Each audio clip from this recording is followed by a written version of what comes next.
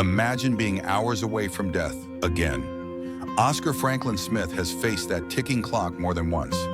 Now, after years of delays, DNA disputes, and courtroom drama, Tennessee has set the date, May 22nd, 2025. Will the state finally carry out his execution, or will yet another twist rewrite the ending?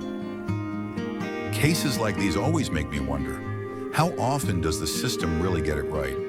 When the stakes are this high, it's hard not to question if justice is being served or if something else is at play.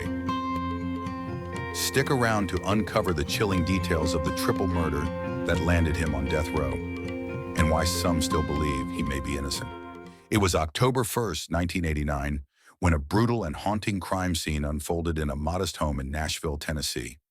Inside were the bodies of 35-year-old Judy Robirds Smith, Oscar's estranged wife, and her two sons, 16-year-old Chad and 13-year-old Jason Burnett. Judy was a mother striving to provide a safe and nurturing environment for her children. It's heartbreaking to think about the lives so violently cut short, and the family left behind to pick up the pieces. These aren't just names in a case file. These were real people with hopes, fears, and futures stolen away. Her sons, Chad, 16, and Jason, 13, were young individuals with their lives ahead of them, full of potential and dreams yet to be realized. That October day may have started like any other. Judy making breakfast, Chad talking about football practice, Jason asking for help with homework. No one could have imagined it would end in horror. Judy had been shot in the neck and stabbed multiple times. Chad was shot in the eye, chest, and torso. Jason had been stabbed in the neck and abdomen. It was a savage, targeted killing. The murder weapon? Partially known. A bloody awl, a sharp tool, was found at the scene. But the gun and the knife used in the slayings? Never recovered. Police were quickly drawn to one name: Oscar Franklin Smith. At the time of the murders, Oscar and Judy were going through a messy separation. They had young twins together, Chris and Casey. They were just 3 years old, but Oscar allegedly resented the way Judy treated her older sons, Chad and Jason. According to co-workers, Smith had threatened to kill Judy at least 12 times in the months leading up to the crime. One even recalled Oscar saying he'd kill the boys because Judy favored them. Threats like these add a dark weight to the case, but they also remind us how complicated human relationships can be. Anger and resentment can build quietly before exploding in tragic ways. What sealed the suspicion? Oscar had recently taken out life insurance policies on all three victims. It painted a clear and chilling picture: a man with motive, opportunity, and a plan. The final moments of the victims were horrifying. Investigators discovered a chilling 911 call that had been started during the attack. In the background, Chad's voice could be heard screaming, "Frank, no!" The prosecution's case centered on a bloody palm print found near Judy's body. The print was missing the same two fingers Oscar had lost in a workplace accident, an eerie match. In 1990, a jury found Smith guilty, and he was sentenced to death by electrocution. But that wouldn't be the end of the story. Over the next 3 decades, Smith's legal team filed appeal after appeal. The execution was postponed several times, first due to legal wrangling, then the COVID-19 pandemic. Imagine living with the shadow of death hanging over you for more than 30 years. Each reprieve offering brief relief, but never true freedom. The psychological toll must be unimaginable, a constant mental battle as every date nears and then fades away. In 2022, things took another dramatic turn. Just hours before his scheduled execution, Tennessee Governor Bill Lee halted the procedure due to an oversight in how the lethal injection drugs were prepared. The chemicals hadn't been properly tested for endotoxins, a crucial safety protocol. That discovery led to a year-long halt on all executions in the state while Tennessee overhauled its execution methods. A new protocol, using a single dose of pentobarbital, was finally approved in late 2024.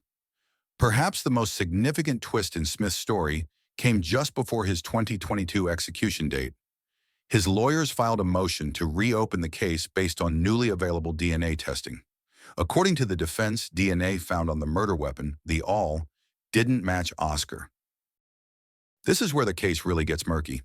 If new DNA evidence points to someone else, Should the courts hold back on an irreversible punishment?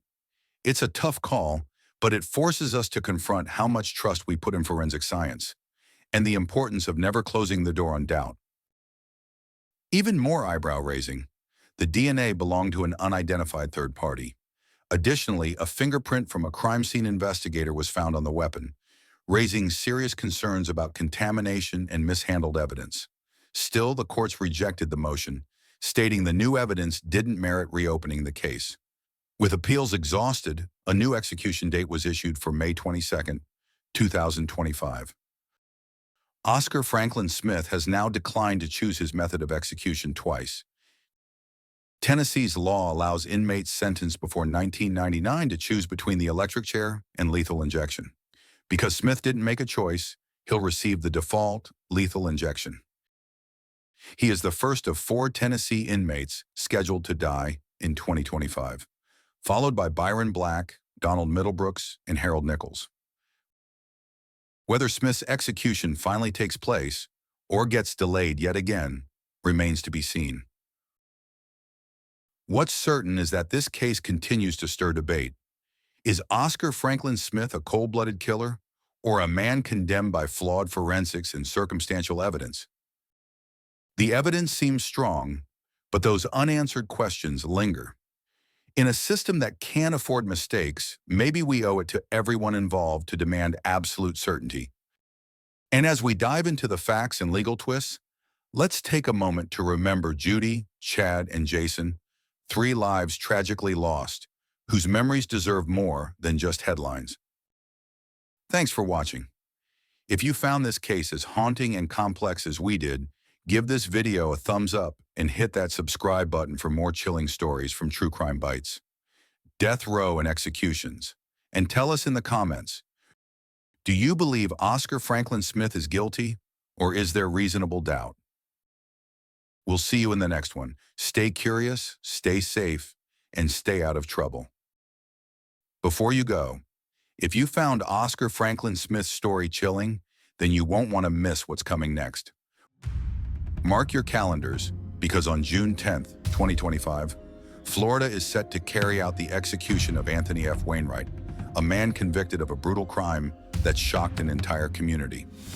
We'll be diving into the horrifying details, so keep an eye out for our next video.